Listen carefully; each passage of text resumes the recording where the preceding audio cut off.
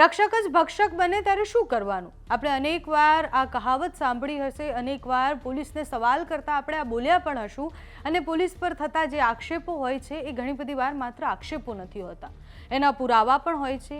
જે કાયદા અને વ્યવસ્થા જાળવવાની વાત કરતા હોય છે, જે દારૂબંધીની વાત કરતા હોય છે, એ પોલીસ જ ઘણી બધી વાર બુટલેગર સાથે પકડાતા હોય છે, એ પોલીસ પૈસા ઉઘરાવતા પકડાતા હોય છે, એ પોલીસને બુટલેગર મારતા હોય એવા દ્રશ્ય સામે આવે છે.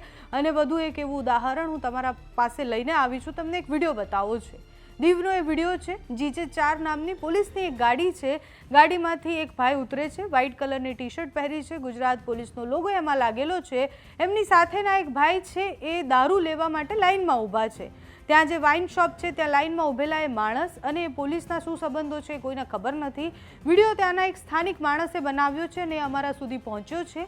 વિડીયોમાં દેખાય છે કે ગાડી ત્યાં વાઇન શોપની બહાર પાર્ક કરવામાં આવી છે. પોલીસ જે ઉતરે છે, પોલીસ સાથેના જે માણસ છે લાઇનમાં ઊભા રહ્યા છે. પોલીસ પોતે તો લાઇનમાં ન જ ઊભા રહે, એટલે એ માણસ લાઇનમાં ઊભા રહે છે. થોડીક વાર પોલીસ આમથી આમ આંટા મારે છે અને એ ભાઈની રાહ જોવે છે.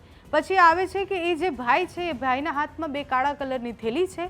એમાં સંભવિત રીતના એ ત્યાં લાઇનમાં ઊભા રહીને દારૂ જ લઈને આવ્યા હશે અને પછી એ ગાડીમાં બેસી અને જતા રહે છે. તો સવાલ એ થાય છે કે શું પોલીસની ગાડીમાં પોલીસ જ દીવ જઈ અને દારૂ લઈને આવે ને પછી અહીંયા ગુજરાતમાં વેચે છે? પોતાના માટે લાવે છે? કોના માટે લાવે છે? એનું કરે છે શું? આ બધા સવાલો છે. ગાડી નંબર છે GJ4, એટલે 4 એટલે ભાવનગર સંભવિત છે. અને એ જો ભાવનગરની ગાડી છે, પોલીસની જ ગાડી છે, તો પછી એ દીવ જઈ અને એમની સાથે જે દારૂ લઈ રહ્યા છે એ ભાઈ કોણ છે? આ પોલીસ કોણ છે? એની સામે સવાલ થવા જોઈએ. અને પોલીસ જ્યારે વાઇન શોપની બહાર ઊભા છે અને દારૂ એમના સાથેના માણસ લઈ જાય છે, તો તમે વિચારો કે લોકોના મગજની એ છબી અને ચિત્ર કેટલા બદલાઈ શકે છે. જે પોલીસ એ રસ્તા પર કોઈ દારૂ પીધેલો માણસ છે તો એને ચેક કરે છે, એની પાસેથી ફાઇન લે છે કે દારૂ પી અને ગાડી નથી ચલાવવાની. એ પોલીસ દારૂ લેતા કે દારૂ વેચતા પકડાય ત્યારે સવાલો ઘણા બધા થાય છે. કાયદા અને વ્યવસ્થાની વાત કરતાં આપણે ઘણી બધી વાર એ ભૂલી જઈએ છીએ કે જેને કાયદો અને વ્યવસ્થા જ સાચવવાના છે એ જ કાયદામાં સૌથી મોટા કીડા બનીને બેઠા છે કે જે એને કોતરી ખાઈ રહ્યા છે. કાયદા અને વ્યવસ્થા, કાયદામાં રહેશો તો ફાયદામાં રહેશો, એ સ્ટેજ પરથી બોલવું ખૂબ સારું લાગે છે, પણ ગુજરાત પોલીસે અનેકવાર એવું સાબિત કર્યું છે કે એમના ઉપર આ કશું જ લાગુ નથી થતું.